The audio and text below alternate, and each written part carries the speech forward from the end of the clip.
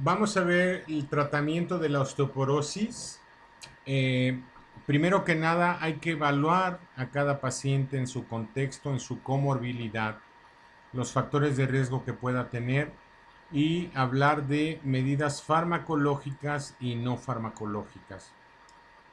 Dentro de las medidas no farmacológicas, ya lo veremos más adelante, están pues cierto tipo de ejercicios, evitar ciertos hábitos, vamos a hablar en la siguiente diapositiva, evitar el consumo de alcohol, tabaco, ambos demostrados como factores que aceleran el proceso de osteoporosis y otras patologías que se pueden acompañar.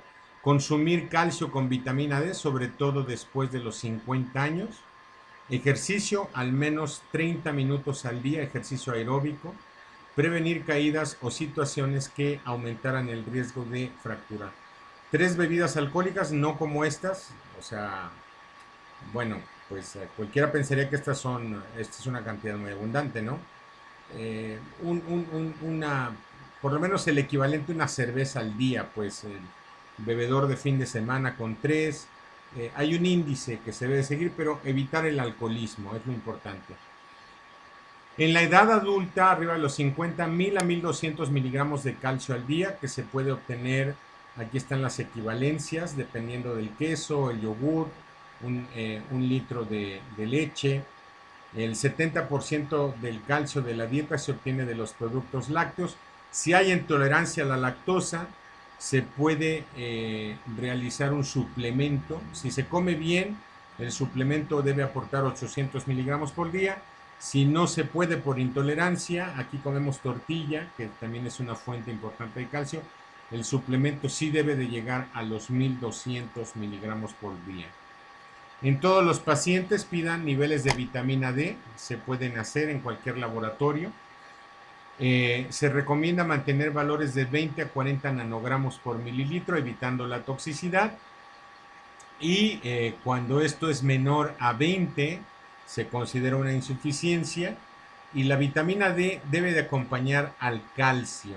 800 a 1000 unidades internacionales de vitamina D más el calcio. Las presentaciones en México son Caltrate D, Osteomin D, Citracal D. Todos los que han visto a veces en su casa o en la farmacia ya tienen incorporado el calcio más la vitamina D. La radiación solar en nuestro país no es ningún problema, en algunos países europeos sí. Comer pescado, ácidos grasos omega 3, los huevos, el aceite de hígado de bacalao eh, y el ejercicio. No levantar peso, esto podría traer como consecuencia una fractura, por ejemplo, en una vértebra que ya estuviera afectada. Evitar mucho este movimiento de flexión, pero sí caminar, sí trotar, sí hacer ejercicio cardiovascular, nadar. Si es un adulto mayor, apoyarlo con ortesis, andaderas, bastones, corregir lo de las cataratas, los lentes, graduárselos bien, apoyos para ir al baño, para asearse, evitar las escaleras, preferir el uso de rampas, tener cuidado con las caídas, los juguetes de los niños en la casa, el ir al baño y poder tener un tropezón. También son medidas que parecieran triviales, pero son muy importantes. Todos o muchos de nosotros tenemos adultos mayores en casa. Tenemos que cuidarlos. Cuando hay una fractura de vértebra o de fémur, eso ya es una indicación de tratamiento, una fractura por fragilidad más una osteopenia por densitometría. Cuando existe una osteoporosis densitométrica más allá de los menos 2.5 desviaciones estándar que vimos, con un índice de FRAX, recuerden el FRAX mayor de 20 o mayor de 3 dependiendo de la región, o la osteopenia más factores de riesgo, que es tratamiento con glucocorticoides, tratamiento para cáncer de próstata con bloqueo androgénico o inhibidores de la aromatasa en pacientes que tengan cáncer y reciban esto por parte del oncólogo. Los tipos de tratamiento farmacológico los dividimos en antirresortivos o anticatabólicos o en osteoformadores o anabólicos. ¿Cuál es la diferencia entre cada uno de ellos? Los antirresortivos, ya hablaré, de los estrógenos que ya no se usan para fines de tratar la osteoporosis, pero sí raloxifeno, bloqueadores de los moduladores selectivos de los receptores estrogénicos. ¿Qué es esto? El raloxifeno, el nombre comercial es Evista, se usa en México, tiene otros efectos extraesqueléticos como ayudar en el perfil de lípidos, proteger contra ciertos tipos de cáncer, como el de mama, por ejemplo, y los bifosfonatos. Ahí están. El número uno, ténganlo bien en cuenta, es el alendronato. Este es el comparador contra el que todos los demás que salieron posteriormente, este fue el primero, alendronato, se comparan. Este es el mejor, este es el que deben de utilizar, alendronato. Y hay un inhibidor, un anticuerpo mononuclear, inhibidor del ligando de RANK, ya lo vimos en fisiopatología, que es el denosumab. Se aplica subcutáneo cada 6 meses. En los osteoformadores o anabólicos, únicamente en nuestro país tenemos la teriparatida o paratormona, que es un formador de hueso y que el tiempo máximo de uso es de 2 años. Se aplica de manera subcutánea, de forma diaria. Ya veremos algunos ejemplos. Los bifosfonatos son la primera línea de tratamiento, son los fármacos más utilizados en osteoporosis y lo que hacen es atacar a recuerden al osteoblasto formador, al osteoclasto destructor, por decirlo así, y favorecen la apoptosis de los osteoclastos. O sea, si matan, por decirlo de alguna manera, a los osteoclastos, permiten que los osteoblastos hagan mejor su trabajo y que las lagunas de resorción ósea y el hueso se mantengan, ¿de acuerdo? Entonces, el alendronato y últimamente el solendronato, que seguramente escucharán en algunos de sus familiares como el medicamento que se pone cada año porque se aplica de forma anual, el nombre comercial es el Aclasta, son los que más se utilizan. No quiero decir con esto que no se utilice el etidronato, el risodronato, pero los más usados por conveniencia, por método de aplicación, son el solendronato una vez al año, alendronato una vez cada semana, este es oral, y el ivandronato que puede ser oral o intravenoso. El oral es el más famoso, es el Bombiva, se utiliza cada mes. El denosumab que inhibe RANK, este es el mecanismo de acción, por lo tanto bloquea al osteoclasto, se pone cada 6 meses subcutáneo, y la teriparatida, que es un formador de hueso, análogo de la PTH de la paratormona. Para esto tenemos que determinar calcio y fósforo y paratormona, evidentemente antes de iniciar el tratamiento, pero esto en un inicio era para osteoporosis muy severas, ahora se utiliza no en osteoporosis tan severas, pero cuando queremos obtener un aumento de la densidad mineral ósea, por ejemplo, fracturas vertebrales con muchísimo dolor, ha ayudado a acelerar pues la recuperación. Aquí está la vía de administración. Recuerden que pueden hacer capturas de pantalla.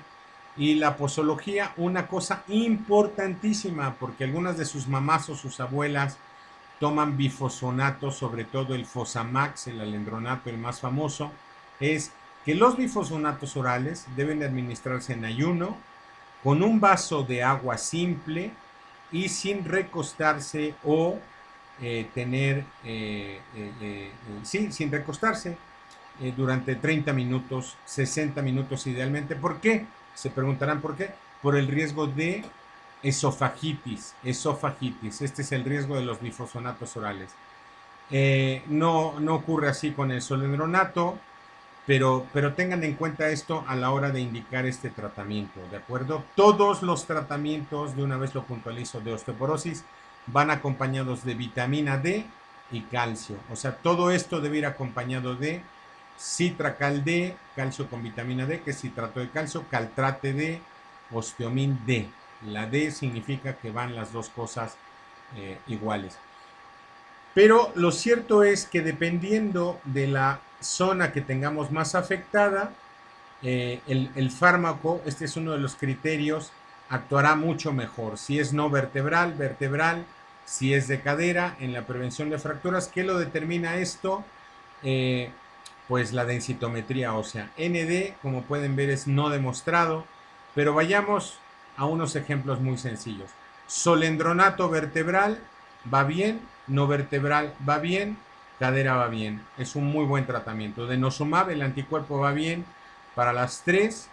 El alendronato va bien para las tres, pero por ejemplo, veamos el raloxifeno. El raloxifeno va bien para vertebral, sí, para no vertebral no demostrado, para cadera no. O sea que si yo elijo raloxifeno, que es el que actúa sobre el modulador selectivo de los receptores estrogénicos, pues me ayudará más en pacientes que tienen una osteopenia o una osteoporosis vertebral. Pero si tengo tanto vertebral como no vertebral en cadera, me irá muy bien o le irá muy bien al paciente con solendronato anual o con denosumab semestral. También le irá bien con alendronato semanal. ¿Estamos de acuerdo? Aquí están algunos de los efectos adversos. Ya les dije algunos: esofagitis. Los bifosfonatos son famosos por una cosa que se llama osteonecrosis mandibular y por la fractura atípica de fémur. Afortunadamente no son efectos secundarios frecuentes y en el balance riesgo-beneficio, el beneficio siempre supera al riesgo de tener esto. Con bifosfonatos simplemente hay que advertirle al paciente: cuidado con los procedimientos odontológicos, sobre todo si se invade el canal del diente. Una limpieza, cosas sencillas, no pasa absolutamente nada. Complicaciones del tratamiento: aquí está uno que se llama fractura atípica de fémur. Les vuelvo a decir, son raros, pero es paradójico que pueda tener una fractura recibiendo tratamiento para prevenir fracturas. 1 a 15 casos por 10,000 pacientes. Yo personalmente no he visto ninguno, pero eso no quiere decir que no exista. Ténganlo en cuenta, por favor. La osteonecrosis de la mandíbula: 1 a 10,000. Un caso por 10,000 a 100,000 pacientes. Yo ya he visto un caso, que tampoco quiere decir que no se pueda dar en pacientes que tengan problemas mandibulares, pero desgraciadamente es una complicación sumamente agresiva. Se recomienda a todos los pacientes tener una visita con el odontólogo, preferentemente tener muy buena higiene de la boca, ¿de acuerdo? Este es el algoritmo de tratamiento. Es muy sencillo. Paciente con indicación de tratamiento farmacológico. Entonces en el algoritmo dice: riesgo menor de fractura de cadera, mujer entre 65 y 70, densidad mineral ósea con menos 2.5, sin fracturas. Vámonos a los moduladores selectivos. Esto es cuando está en columna, sobre todo, como primera elección. Segunda elección, ivandronato. Siguen siendo los moduladores selectivos. Y si nos vamos hacia el otro lado, riesgo de fractura vertebral elevado, equivalente a 2 o más, ya se podría empezar con paratormona, con este medicamento que les decía, que es el teriparatide. En México se conoce como Forteo. 24 meses, antirresortivos. Se puede hacer un cambio. De segunda elección, el ivandronato. Ahora, no hay este riesgo. Se da un tratamiento estándar con alendronato o risedronato. Estos son los factores restrictivos para la vía oral. O si sí lo hay, el solendronato o el denosumab.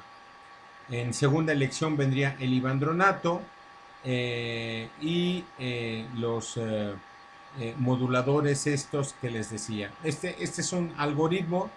Tengan en cuenta que esto cambia. Esto está en el 2015. Algunos de estos criterios han cambiado, pero en general este es el esquema que junto a la densitometría ósea y al FRAX debemos de seguir. ¿Cuánto debe de durar un tratamiento? Bueno, bifosfonatos se han utilizado hasta 10 años, denosumab de 5 a 10 años.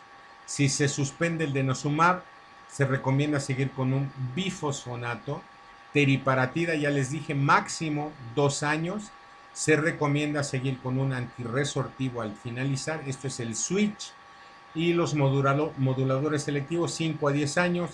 recomendando seguir con un antirresortivo o un osteoformador dependiendo del riesgo. Los que han pasado la prueba del tiempo son los bifosfonatos. Hay estudios con alendronato hasta 10 años, ¿de acuerdo?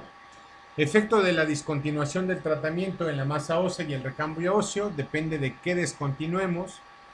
Esto es en la masa ósea. Si descontinuamos alendronato, por ejemplo, ojo, la duración de estabilidad de la densitometría dependen del bifosfonato utilizado. Pero utilizando alendronato puede ser que la evolución se mantenga sin cambios, al igual que con el solendronato y risedronato. Pero con teriparatida, el de los 2 años de uso, el formador de hueso o el denosumab, cuando lo suspendemos podemos tener disminución de esta masa ósea. O sea que hay que tener esto en consideración. ¿Qué hacer cuando se descontinúa el tratamiento? Básicamente lo mismo que veíamos en la otra diapositiva. A algunos pacientes se les puede suspender, mandarlos a una cosa que se llama vacaciones terapéuticas.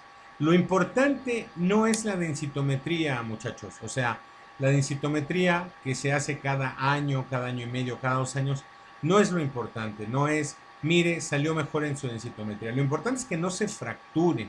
La medida de respuesta al tratamiento es que no se te fracture ese paciente.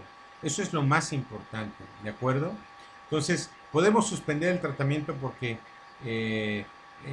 tenga un tratamiento oral, haya hecho una necrosis, haya hecho esofagitis, lo cambiamos, pero siempre el principal objetivo es que no se fracturen nuestros pacientes, ¿de acuerdo? Bueno, hay algunos otros escenarios, ya no vamos a hablar sobre ellos, son de manejo para el especialista, para el traumatólogo, el endocrinólogo, el reumatólogo, pero lo importante es que ustedes sepan abordar al paciente, diagnosticarlo, solicitarle una placa de su espalda, buscando una fractura, una placa de su cadera, solicitar una densitometría ósea, laboratorio, cuando esto implique diagnóstico diferencial. Y bueno, pues esto sería todo para el tratamiento de la osteoporosis.